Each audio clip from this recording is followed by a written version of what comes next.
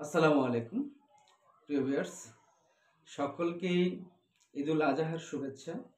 আসছে কুরবানির ঈদ, বড় ঈদ, ঈদুল আজহা যেভাবেই বলি না কেন, সকলকেই ঈদুল আজহার শুভেচ্ছা। আজকে ঈদুল আজহা সম্পর্কে একটি মেসেজ আপনাদের কাছে পৌঁছে দেওয়ার জন্য ছোট্ট একটি ভিডিও করব। আশা করি আপনাদের কিছু না হলেও উপকার হবে। আমরা সবাই কোরবানি দিয়ে থাকি। বাজার থেকে আমাদের সাধ্যমতে সবচেয়ে সুন্দর পশুটি কিনে এনে আমরা কোরবানি দিয়ে থাকি। তো কোরবানি পশু কোরবানি দেওয়ার নিয়মকানুন আমরা মোটামুটি সবাই জানি। তো আমাদের যে বিষয়টি খুবই গুরুত্বপূর্ণ এবং যেটা করণীয় সেটি হচ্ছে, আমরা কোরবানি দেওয়ার পর যে পশুর যে রক্ত থাকবে এবং বিষ্ঠা আবর্জনা যা থাকবে এই কোরবানির পশুর, এটি আমরা একটি গর্ত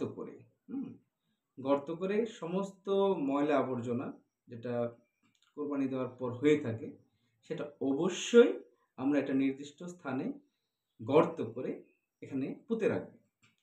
তাহলে কি হবে, যা এটা পচে গেলে পরিবেশ দূষণ হবে না, বায়ু দূষণ হবে না।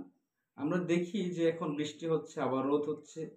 এই বৃষ্টি এবং রোদের কারণে যদি এই বিষ্ঠাগুলো, এই রক্তগুলো আমরা একটা নির্দিষ্ট জায়গায় যদি পুঁতে না রাখি, তাহলে এটা দুর্গন্ধ ছড়াবে এবং এই দুর্গন্ধ থেকে নানা ধরনের রোগ জীবাণু তৈরি হবে এবং পরিবেশের জন্য খুবই ভয়াবহ একটা হুমকি স্বরূপ হবে।